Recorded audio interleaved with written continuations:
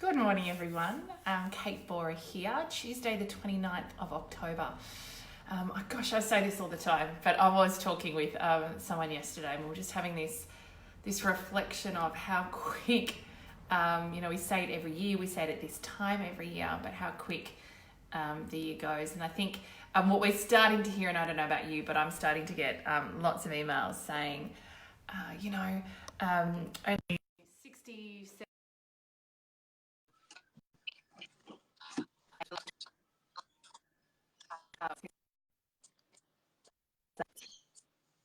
Hello. Hi, Kate. good morning. Hi. I think I've got a bit of delay. Oh, could be okay. I was just saying, 2020 kind of rolls off the tongue, right? Yes. It's lots of conversations, lots of marketing starting to circle now around, what are you doing? What's 2020 look like for you? Lots of my girlfriends and I on the weekend were talking about New Year, what we did on the 2000 New Year, what we're going to do 2020, and what we did 2010. Interestingly, we still don't know what we did 2010. But I love a new year, and I love the opportunity to draw a line in the sand and start fresh again. And I think what's happening now for a lot of people is every year it feels like it gets quicker. Things speed up. The pressure comes on October, November. We typically see they're really busy, if not the busiest months of the year. And so, a lot of people do start to get quite reflective at this time of year, particularly if they're not experiencing, or they're not where they want to be. And I think I was saying this yesterday, there seems to be, particularly in Australia at the moment, a lot of restructures, a lot of uncertainty circling around for a number of reasons. And interestingly, I haven't heard as much, we haven't heard a lot, you might have heard more around the economy and how it's performing, but certainly the behaviour that we're seeing in organisations around restructures and everything like that mirrors quite significant, pressure on the economy. But it, certainly, unless the media story is being controlled, you're not hearing that overwhelmingly compared to the behaviour we're seeing in organisations. Yes, yeah, I think this is a really interesting one, and working with some teams and observing the pressure they're under, seeing how old operating models are not going to be sustainable into the future. So organisations having to incorporate new ways of doing things, which inevitably leads to restructures. In a way, a lot of that can be quite exciting if we can find a way to hold ourselves well through it. And you and I talk a lot about this. It's not so much what's happening out there, the external, it's what's going on for me internally while that's going on. Because to a large degree, we don't get to control that. We don't get to say what shows up externally in my life, but we do get to, 100% author how we respond to it. And I think, that's a really interesting way to lead into where we're planning to go today, and talking a little bit about this idea of confidence and courage. And, we've just been reading Brené Brown's Dare to Lead, and she's done such wonderful work and, really got us clear that, leadership is a lot of things, but one of the most important aspects of leadership is courage. And it's courage to actually be yourself, to be authentic, but to have the hard conversations, to be okay no matter what's going on externally. There's a whole plethora of things, I think, that tie really nicely with confidence. And there's something about courage and her sort of data and research that says courage is only possible when we're vulnerable. And that also segues in with our core confidence understanding as well. So I'm really curious about how we unpack some of this for people, because for me it's not an either or, but I'm curious to hear what you've got to say. Yeah, look, her definition, when you show up to start despite being unable to predict or control the outcome, I think that's really where the vulnerability piece plays in, because, I'm having these conversations all day, every day with clients around certainty.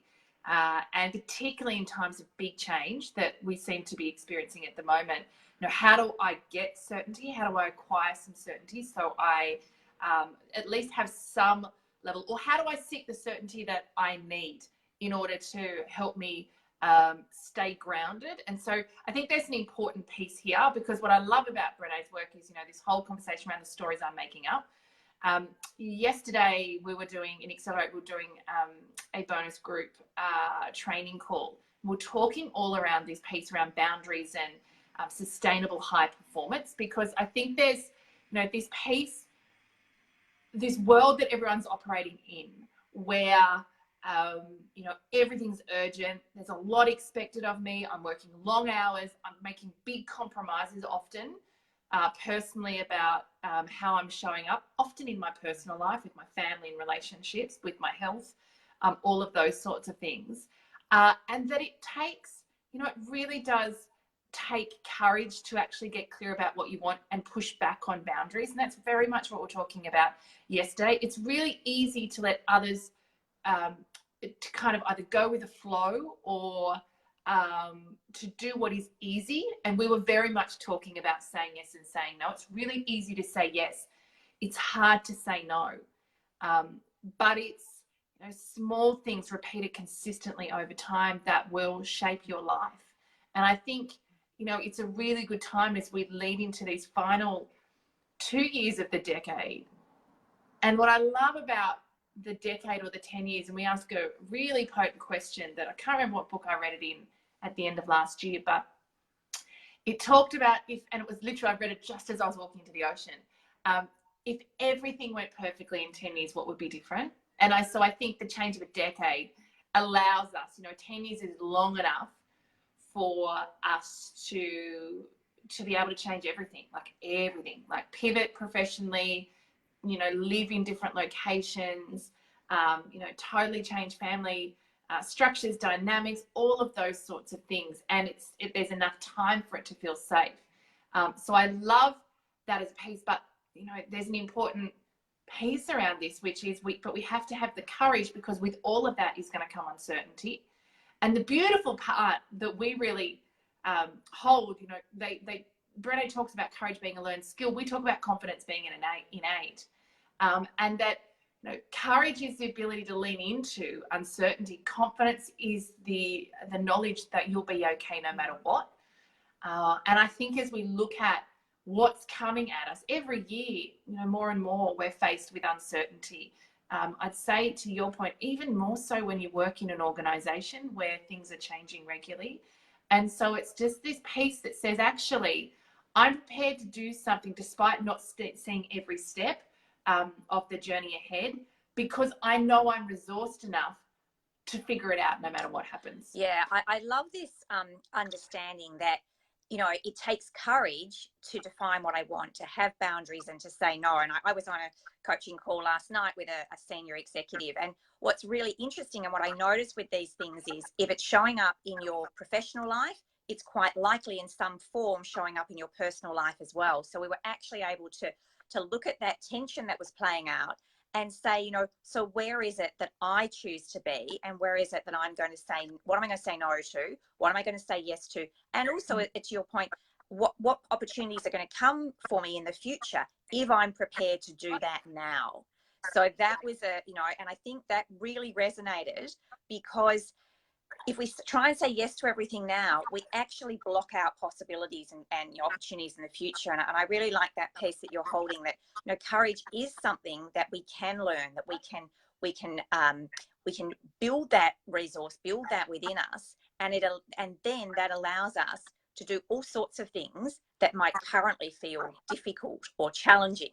And you know, confidence, it's there for you, but there's a little bit of courage in accessing it, I think. I mean, I think one of the things that, you know, way back in the days when we were doing the workshops around this and kind of exploring the topic and playing with it, you know, they were brave young women who were working with us and prepared to pilot our kind of ideas and methodology.